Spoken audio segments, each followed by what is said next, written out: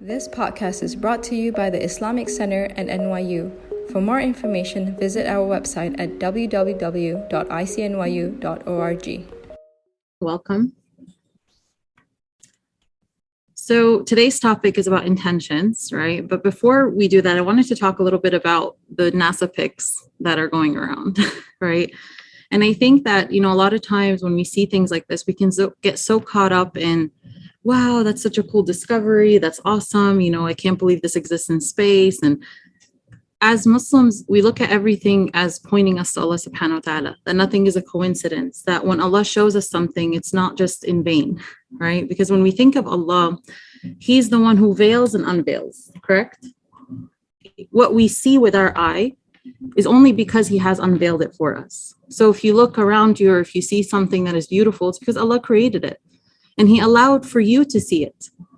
And so when Allah unveils something like this, something so beautiful, something we couldn't even imagine, right? Galaxies that we didn't even think existed. We have to think of ourselves, to ourselves, like Allah chose to unveil this for us. And what message is He sending to us? Because Allah subhanahu wa ta'ala says in the Quran, signs for those who reflect. So when He gives us signs and we let those moments pass by without reflection, we rob ourselves of that spiritual growth. And we rob ourselves of receiving that message. So I want you to think of it from this angle. A lot of times people don't believe in Jannah or have a hard time connecting to the Akhirah because they can't imagine it. They say, I can't imagine it. I can't picture it. I can't think of it. But before seeing these pics, could you have imagined something like this? No. Could even the greatest of scientists have imagined seeing as many galaxies as they saw? No. And I want to point to this hadith where the Rasul sallallahu alayhi wasallam has said that Allah has said, I have prepared for my righteous servants such excellent things that no eye has ever seen, no ear has ever heard, and nor a human heart can ever think of. So Jannah is also something we can't imagine. But when you see something like this, you're like, whoa, how does such beauty exist? I don't know. How many of you saw the pics? Pretty much, right? No, you didn't see it. Okay. Check them out after. They're just amazing. You're like, it really leaves your heart in awe. You're like, how does something like this exist? How does such beauty exist? And you think of Allah and you think, oh, if He created this for us to see in such an imperfect world, then imagine the beauty He creates for us in a perfect world. If this is the magnificence that He has unveiled for us in a temporary world, because remember, when the day of judgment ends, Allah subhanahu wa ta'ala rolls up the skies like scrolls. It's a wrap, right? So if you think about this, right, something so temporary, something that's not even anything that you see in this world is temporary. But if such beauty exists like this in a temporary world, then imagine the beauty that He has in store for you in a world that is permanent, in a world that is your permanent home. And why do I want to begin with this? Because intentions, being present, doing good deeds, praying in a way that is so like having more accepted prayers, like prayers that leave us walking away different than how we entered them. It all goes back to this, right? It's الَّذِينَ يُؤْمِنُونَ بِالْغَيْبِ, those who believe in the unseen. When Allah subhanahu wa ta'ala talks about the qualities of those who have taqwa, the first characteristic, taqwa, those who are conscious of Allah. This is in Surah Al-Baqarah, 2nd chapter of the Quran, in the first few verses. When Allah subhanahu wa ta'ala talks about those who have taqwa, He describes them with a few things. But before He even says prayer, He says, الَّذِينَ يُؤْمِنُونَ بِالْغَيْبِ, those who believe in the unseen. And I always go back to this verse in many of my talks because, and I'm sure for those who have been consistent, I've heard me say this verse a lot, because this verse is the foundation of us gaining taqwa, us gaining God consciousness, us gaining closeness to Allah, us having better prayers, us doing good deeds, us living a life where we prioritize the akhirah over the dunya, where we put everything in perspective, where we give everything its right, where we don't carry more than what we can bear. It goes back to this. الَّذِينَ يُؤْمِنُونَ بِالْغَيْبِ. Those who believe in the unseen. And I can tell you, from a psychological point of view, that those who believe in the unseen is also characteristic for better, greater spiritual, mental, and emotional growth and empowerment. Why? Because to have resilience, you got to believe in what you can't see. To cultivate resilience and strength, you have to have hope in what is not right in front of you. You have to be able to see the bigger picture. That helps your mental health, right? That helps you not fixate on what is right in front of you, where your test and your struggle and your pain becomes your only destination. That only exacerbates mental and emotional pain. So part of a holistic well-being is knowing that your reality right now is not your permanent reality. Your time in this world is not your permanent home. And when we see things like this and we think, wow, then I can't imagine what Allah has created for us in Jannah. I can't imagine what He has prepared for those who He welcomes back beautifully. I can't imagine.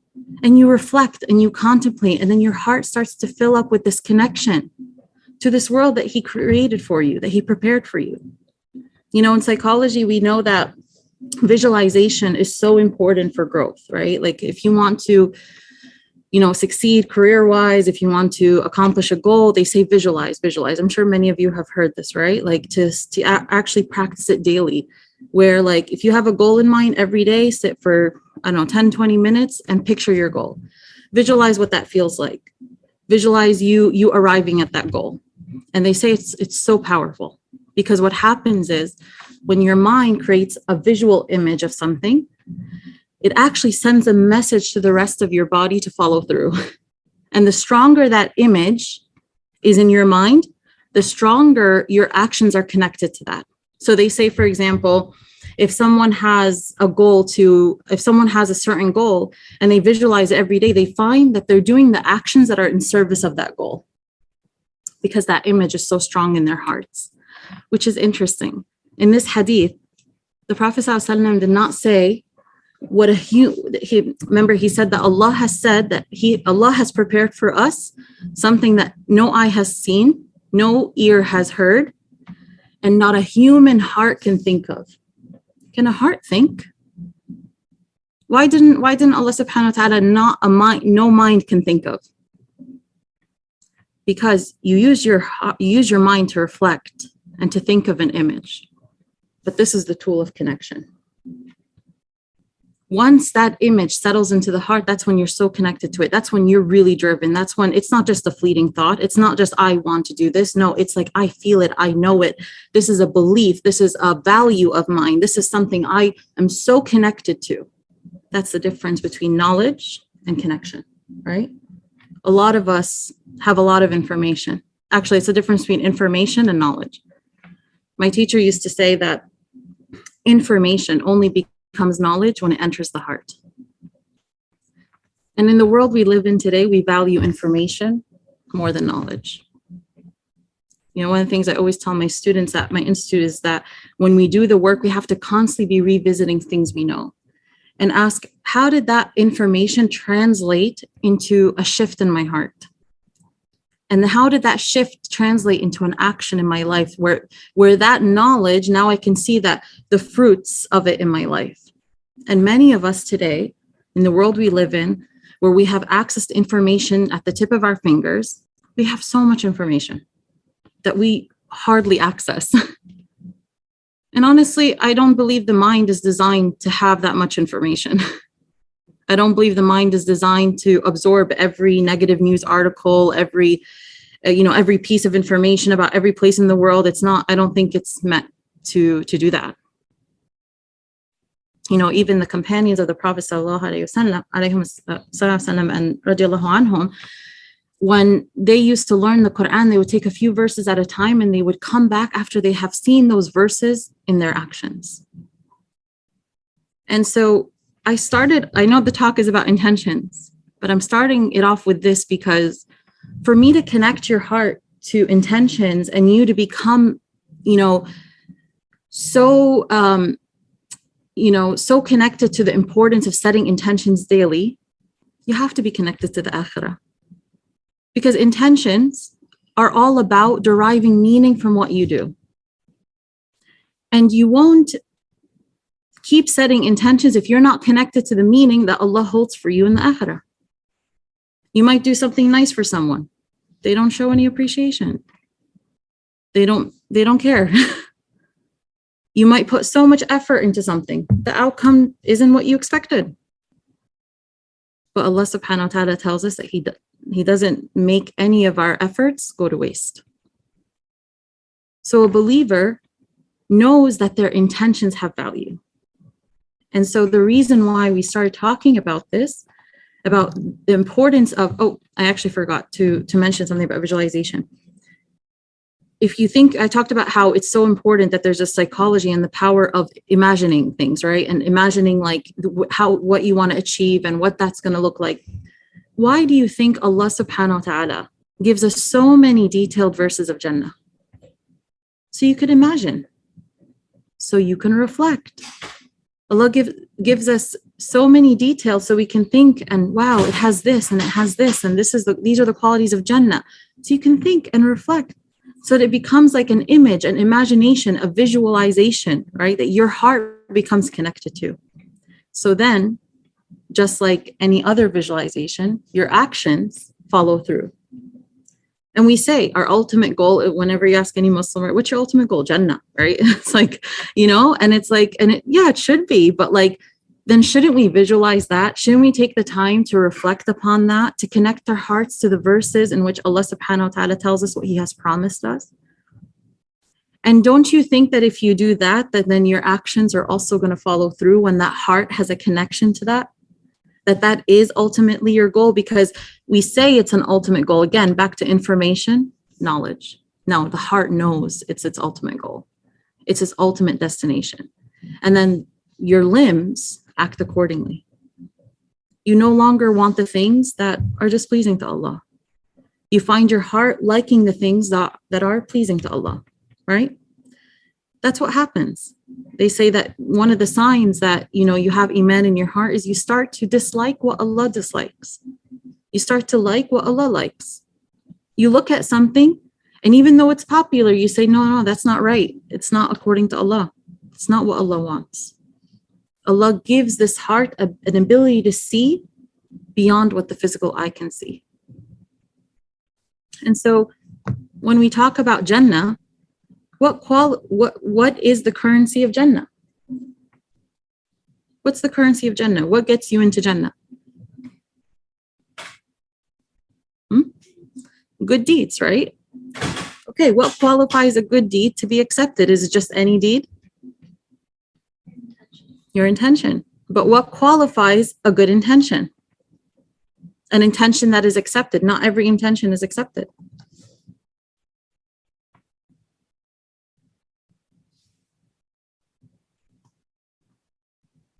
You guys can chip in too. Okay. What'd you say? Faith, but there's a more specific quality that makes intentions accepted.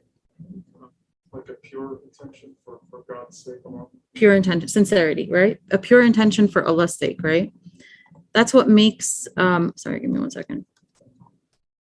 That's what makes an intention accepted. So the currency for Jannah is good deeds. And what the good deeds that are accepted are the good deeds that have sincere intentions. And we know this, right? One of the foundational hadiths in our tradition is al-a'malu bin-niyat, where the Rasul sallallahu alaihi wasallam has said that verily actions are by their intentions, and every person gets what they intended. So he gives the example. So the one whose hijrah, his migration was for God and his messenger, then his hijrah was for God and his messenger. And the one whose hijrah was for the world, to gain from it something or to get married, then his hijrah was for what he made hijrah for. He gave that example, right? So it's not necessarily that a person doing hijrah for the sake of something else, a worldly gain, is haram. No. But when we intend, right? Think about intentions. They are motivations. right? Everyone has an intention. If you think about this, right? There's an intention behind every action, because we as human beings, we're motivated. We do things through motivation, right? We're motivated by our needs. And so either we're not connected to our intention, or our intention is not really for something that brings us value. But if you think about it, is that there's always some kind of motivation to do something. There's always a why behind what we do. There's always a motive. The question is, are we connected to that why? Are we disconnected from it? Do you know what that why is, or are you just on cruise control? Just like, oh, I'll do that, I'll do this, like a leaf in the wind, which a lot of times we are, right? We're just like going through the motions. And so secondly, does that why or reason bring your value into your life? So you could have a why, and you could be connected to the why, but is that really going to maximize, what you get in return? Because if you notice in the hadith, the Rasul sallallahu alaihi wasallam says, everyone will get what they intended. What does that tell us? Intentions get you something. Through intentions, we actually get to receive. You get to receive a value. And we know this from psychology today, right? In the Western self-help world, in the Western psychology world, there's this big emphasis now on living intentionally, on how when you are intentional, it just invites you to receive more, invites you to maximize that action. And it has so many mental health benefits. Like living intentionally now is recognized as something that allows you to receive so much more than what you actually do. Right? So here, 1400 years ago, the Rasul sallallahu alaihi wasallam is telling us, verily your actions are by your intentions, and everyone will get what they intended. So let's break this down, right? You can have a good intention and do something, but what you receive will always be limited if it's not for Allah. And I think this is where people get stuck. Like, what does that mean? Like, my intention for Allah? Like, I get asked that a lot sometimes, especially with my work at my institute with my students. We do work on like transforming our relationship with God and with ourselves. And I have them do this whole section on intentions. And one of the main questions I get is, what does it mean to do something for the sake of Allah? Like, is it that I just say, okay, Allah, this is for you? So sometimes we don't know how to like have a connection to something we know is true in our faith. And that's where we need to break it down. So when we say like, we want to do something for the sake of, when we say intend for Allah, it means you recognize that the one who can give you the most for what you do is God. The one who can reward you the most for what you do is Allah. The one who will make you feel the most seen and heard and appreciated is Allah. When you know that, you wouldn't want to intend for anything else, because you know what you will get will always be limited compared to what you can get from God. In psychology, we know that everyone needs to be seen and heard. This is something that we recognize, that without it, there's just such great emotional pain. There's great distress that occurs when people in their relationships and their families don't feel seen and heard or appreciated, right? What are three of Allah's names? Ash-Shakur, the most appreciative. As-Sami', the all-hearing. Al-Basir, the all-seeing. And in the Quran, Allah subhanahu wa ta'ala constantly tells us, Huwa as-Sami'u al-Basir, Huwa as-Sami'u al-Basir. He is the all-hearing, the all-seeing. Because He knows our psychology more than anyone else. Only the Creator can know His design perfectly. He knows how much we long to be seen and heard. And I'll tell you this, you can set intentions for other than Allah, but you'll always be chasing whatever you set that intention for. You can set an intention to please the people. It'll never satisfy you. You'll always want to be pleasing the people. And sometimes you won't please the people. People can be unappreciative. They're not Allah. Right? Allah subhanahu wa ta'ala is ash-shakur, which means it's translated sometimes as the most grateful or the most appreciative. Right? Because shukr comes from the word shukr, which means gratitude. Allah is ash-shakur because He gives you so much more than what you give Him. He appreciates the littlest step you take towards Him. So when in Hadith Qudsi, we know if my servant walks towards me with a hand's length, I go towards him with an arm's length. If he comes to me walking, I go to him running. Allah is so appreciative of what you do. You take any step towards him, he doesn't make it unseen. He sees it, he validates it, and you feel it. You feel it. You say, okay, today, you know what? I'm going to take just one little step to be closer to Allah. And you feel it. You feel it in your life. You feel it in the barakah that you have in your day. You feel it in the blessings you receive. You feel like you get so much more back internally than what you gave him. That's an appreciative. That's appreciation. It's like, my servant did that. Let me give him. And may Allah make us appreciative of his creation as he is appreciative of us. But those are the three qualities that many people seek, right? Appreciation, to be seen, to be heard. And here we become so disconnected from how God gives us those things. And that's the beauty of Islam, is that we have the opportunity to gain with Allah what we did not get with the people. I'm going to say that again.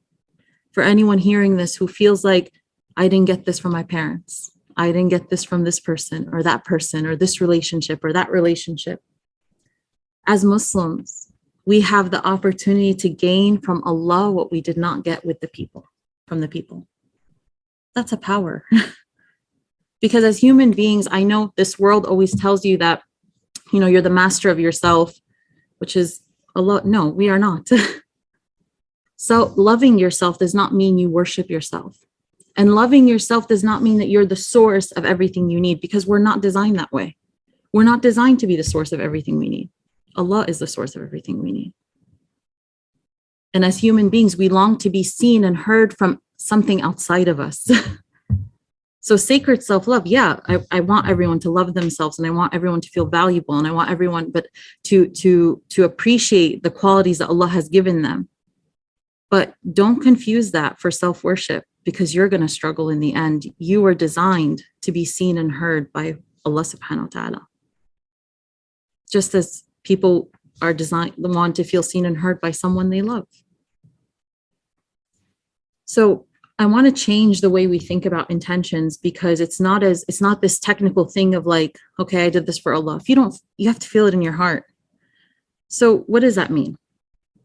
When you do something for Allah, my teacher used to say that sincerity, ikhlas, is when the nafs gets no share from the action. So the nafs is the part of you that is, sometimes I call it the ego containing self, but it's the part of you that is driven by,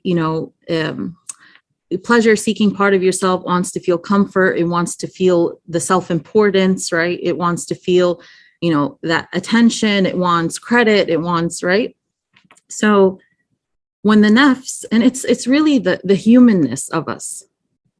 It's the humanness that we have to kind of put into check. It's the lower self, sometimes it's translated into. So we want to live from that higher self that recognizes that what we do for Allah is the most valuable things we can do. And so when you do a sincere action, your nafs does not get a share, meaning what? You don't have any worldly gain that you're trying to associate with that action.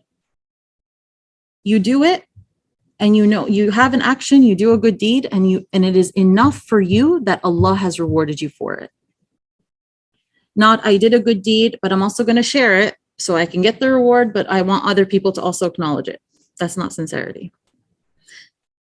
The greatest and fastest, if you ever feel like your iman is low, and you're like, I need to change this. I want an easy fix for my iman today. I'll tell you one thing that you can do. That's one of the fastest ways to increase your iman.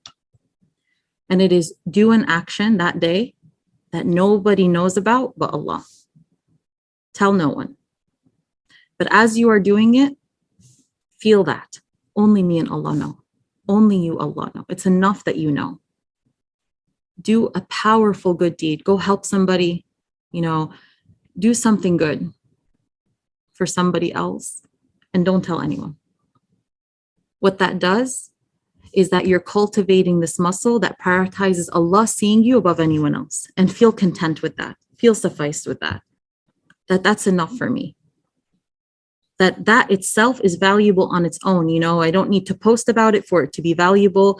There isn't this, I know there's this trending phrase, did it even happen if you didn't post about it? I'm probably butchering the phrase, but right, like that's like a thing that people say now, right? Like, did it even happen if you didn't share it on social media? That's this world, I'm telling you, it's like literally like robbing people of the beauty of sincerity. And shaitan will come to you and say, post about it, doesn't take away from your sincerity. You helped all these people, like, show them so they can, encourage other people. I get it.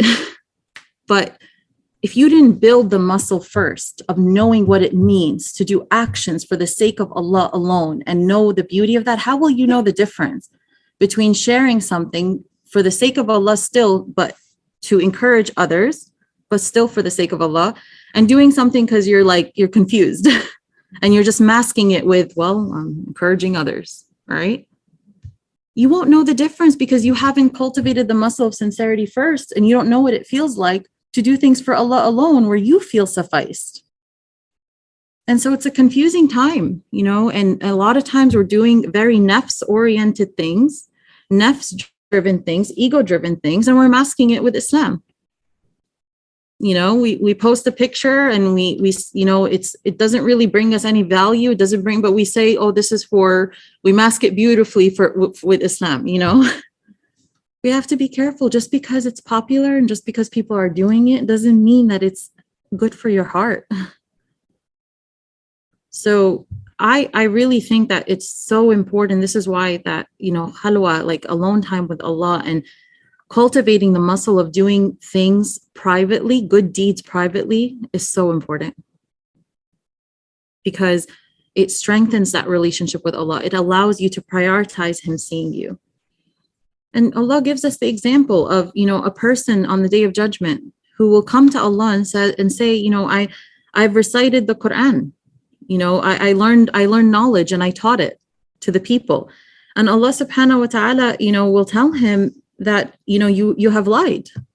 You've learned the deen and you taught it for the sake of the people, so people can call you a reciter. So people can say, oh, so-and-so is knowledgeable, or so-and-so is this. Allah knows. And honestly, the scariest thing for all of our hearts is to meet Allah empty-handed. To think we have done all of these good deeds, and Allah says, but none of them were for me. None of them were for me. And it's not just about the akhirah. You rob yourself in this world too. Because when you intend, like, think about it from earlier, when I was saying from a psychological point of view, they say there's so many benefits, right? To just being intentional, to just someone knowing the intention behind their actions. Not talking about God right now, just someone knowing the intentions behind their actions, that itself brings so much power. Now imagine then that if somebody's intentions are directed towards something, they can receive benefit. Imagine then the benefit you receive when your intentions are directed towards Allah. You feel more grounded. You feel more at peace. You feel more enough. You feel more sufficed. You chase people less. You are less attached to what people give you in return. You stay true to your standards. You're not like a yo-yo. You're like, oh, well, people didn't react well, I'm not going to do that good thing anymore. No, that's who you are. You know that someone greater saw it. It's in a record. It's seen, it's heard, it's recorded, it's valuable. That's the psychological effect of making your intentions for Allah, is that you detach from the outcome, because you know that He doesn't hold you responsible for the outcome. He holds you responsible for the intention behind those efforts and the deed. And the companions were known as tujar niyat. They were like the businessmen of niyyah. So for one action, because like I said, intentions allow you to receive. So look, they're not saying, oh, I'm just going to do it. I don't want to receive anything. No, they want to receive, but who do they want to receive from? Allah. So they would sit and think, for one action, how many intentions can I make for this one action so I could receive more from Allah? Now imagine how present they will be with that action. That's the other thing that we often miss, is that when you're not intentional before an action, you don't know your intention, you're more disconnected from the action itself. So this is what happens where people, like, they're doing a lot of good things. When they go to bed, they feel like, I didn't do enough. I didn't do enough. And not in the sense of like, I always want to do more for God. No, in the sense of like, they don't see any value in what they have done. They feel empty. That's different than the sense of like, no, I want to continue striving towards Allah, right? Many people are in this state right now. They're doing so much. They're so busy. I'm busy, right? And they're doing a lot. They're on the go from one thing to another. When they go to bed at night, they feel empty. This is because there's a lack of connection to the value of what they are doing. And intentions are what bring value, not actually the action itself. The action, the good deed brings value to whoever, right? Like if you're doing something good for someone, of course it's valuable, like they're going to receive that, right? But your heart receives nourishment from the intention itself before it receives from the action. So when you intend, you actually receive more from the action because now you're connected to the why. You're connected to why you're doing it. You're connected to what Allah's giving you. You're connected to the beauty of it. And when you intend for Allah, there are things that you can't even imagine to receive. And that's not something I can explain. You have to feel it, right? You might do an intention. It's an experiential kind of knowledge where you do something for Allah and you find Him giving you things that you didn't ask for. You go help somebody else for His sake and you find that there's more barakah in that meeting. You feel it. I can't explain it. You can't explain it, right? But you just walk away and you're like, that was a blessed meeting. That was really nice. You go help somebody out and you walk away and you're just content. It doesn't matter. Nobody saw me. I'm like, thank you, Allah, for this. Thank you, Allah, for giving me the opportunity to do something for your sake. And so these are things that you can't measure or they're priceless.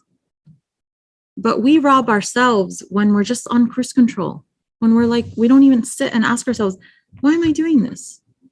The beautiful thing is you can always renew your intentions. Even right now, you guys came to this class.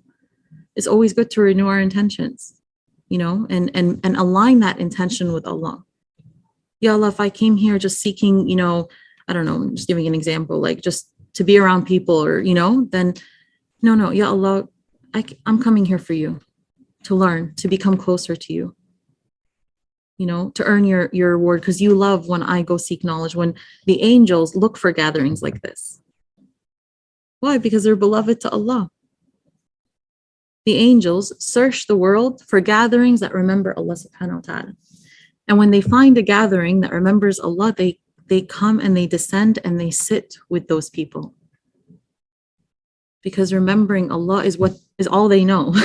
They can't imagine any other beauty other than worshiping Allah and remembering Him.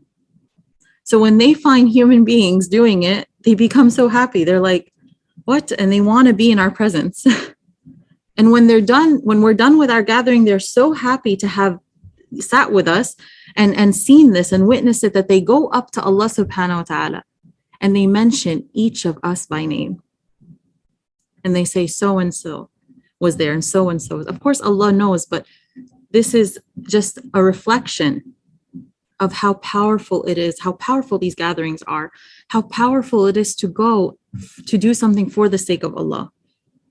And then the angels will say, there's a person there who came just because his friends were coming, or like he came like with them, not really with the intention of coming for your sake. And Allah will say, well, reward him as you have like rewarded the others. So Allah will reward him the same, right? So what does that tell us, right? There's such power, like the angels having to point out the person who didn't come for like that sake is just to show you like the power of coming for the sake of Allah, right? That like But still, the fact that you're here, there's so much barakah in itself that Allah rewards you just for being here. So how many of us are connected to the reward of Allah subhanahu wa ta'ala? How many of us have that world as a reality in our heart? That is a real place.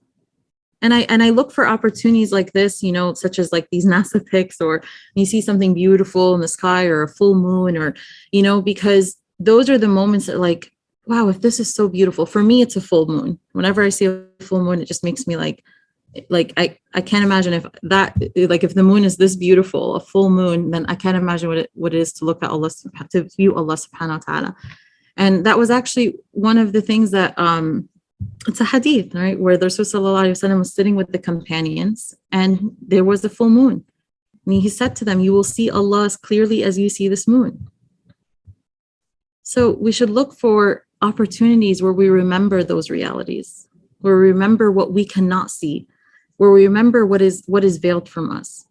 And believe me, when you start living your life and you practice this work and you practice cultivating the muscle of setting intentions for Allah subhanahu wa ta'ala, your life becomes simpler. So many of us become so distracted and confused because we don't know why we're doing things.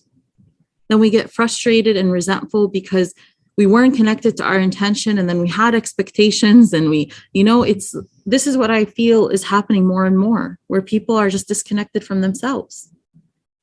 And when you're disconnected from yourself, you don't know, you're not connected to the meaning behind the things that you're doing. So we want to stop living on cruise control. We want to stop just going through the motions, because in the end, we don't hurt Allah, we hurt ourselves. And intentions are such a great place to start. Start cultivating the muscle of assessing, why am I doing this? And okay, this is why I'm doing it. This is the reality. Okay, that's the truth. This is my raw truth of why I wanted to do this action. Is there any way that I can align this action with Allah? But first, you got to know your truth. First, you got to know what it is that you really were seeking from doing that action. And then you think, well, no, how can I elevate that intention? How can I direct myself to seek from Allah what I'm seeking from the world? And see how that action, the experience of that action changes for you. One second. And so, hold on one second, sorry.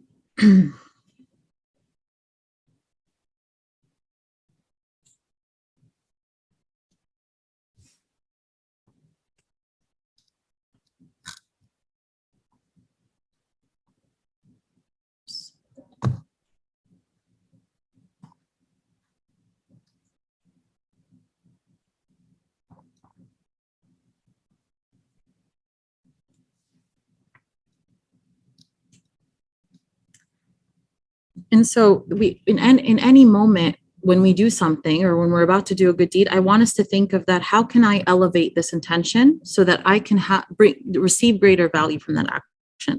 One of the things that I actually teach is this concept of intent to ascend. Okay. So when you intend, you're actually like elevating yourself. You're living from that higher self.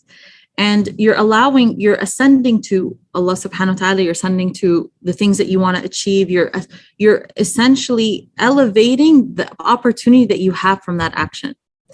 And so one of the things that I want you to think about is that when you do an action, that action is going to come and go, right? Experiences come and go.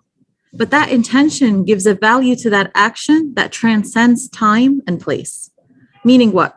You have an intention to do something, you see the barakah of it and the blessing of it and the value of it long after that action's done. Allah's rewarding you. You receive that reward in the akhirah, right? So intentions are this it's like the sacredness of it. It's the sacredness of the action. So because the experience is going to come and go. You're going to do the action, you're going to pass. It's going to pass. But what gives it value beyond that time? It's intention. That's what allows you to walk away feeling that feeling of I'm sufficed. I feel like this has value for me. This has meaning for me. And that's really important for us to experience. Otherwise, like I said, we're just going to be in this loop of doing all these things and then feeling empty. Like, what did I do today? And Why do I feel like this? And this is a growing thing. I'm finding a lot of people, like, I'll meet with people and they'll be telling me like they're doing these amazing things in their life. And they'll say, but I feel empty. So I'll explore that. Like, where's this emptiness coming from? It's a disconnect. It's a disconnect from the value of what they're doing. And that what they're doing has a value beyond the time of when they do it. And that's what we want to connect our hearts to. If you would like to listen to more, please donate to www.icnyu.org/donate.